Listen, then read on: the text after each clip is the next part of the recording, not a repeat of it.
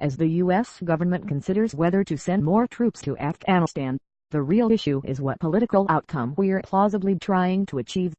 Military force is useful only as a means to achieve a political end. Today, the Trump administration is debating whether to send 4,000 additional troops to the country. Secretary of Defense Jim Mattis indicated to Congress that a new deployment would aim to bolster U.S. air power capabilities and to strengthen the train, advise and assist mission. How realistic is that hope?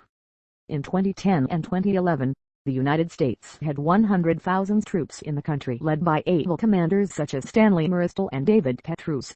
Success proved elusive. Before we commit more blood and treasure to this conflict, the United States needs to ask hard questions. Jim Mattis earned high respect as a military commander. I express no opinion on military strategy, but a successful outcome to this conflict will turn on political dynamics. Expanding the U.S. military presence makes sense only as part of a realistic political strategy that offers the plausible possibility of stabilizing Afghanistan and the region, and keeping both the Taliban and ISIS from winning. The Taliban victory is unacceptable. During the 1990s, it focused internally on Afghanistan. Today's Taliban hold expansionist ambitions. Victory in Afghanistan will turn its eyes towards nuclear-armed Pakistan in an effort to overthrow the Pakistani government. That would be difficult.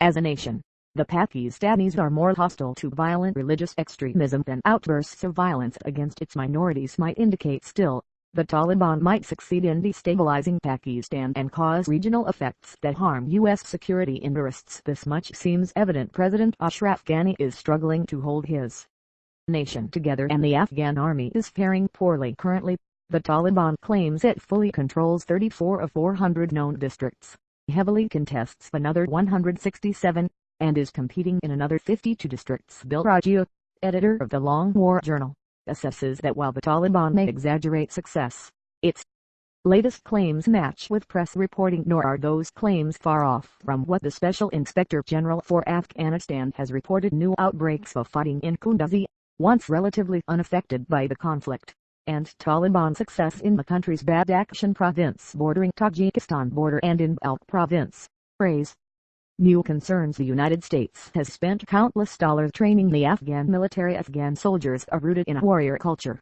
but the Afghan National Army has failed the hopes once held for it. Traditional resistance to a dysfunctional centralized government, widespread corruption and the abuses of the Afghan local police and pro-government militias have undercut the government. Pakistan's covert support of the Taliban is merely one element of a difficult equation, but remains an obstruction to success. In carefully parsed language, Mattis promised Senator John McCain in hearings a new strategy that rejects losing. Still, absent radical change centered on good governance, the current Afghan government seems unlikely to achieve military or political victory. The United States needs a hard-nosed approach. Let's provide troops as Mattis and his team believe militarily appropriate, but with the goal of solidifying a political foundation for a favorable outcome. What are the key elements to such an outcome?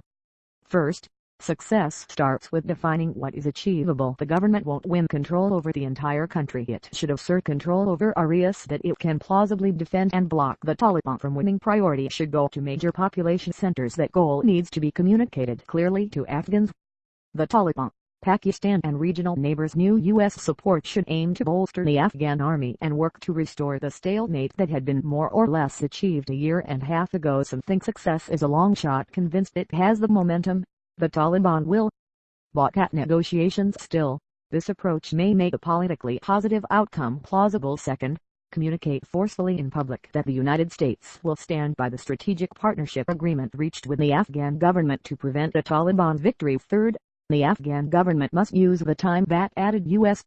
support buys to create jobs for young people, reconcile the political class and help stabilize the economy.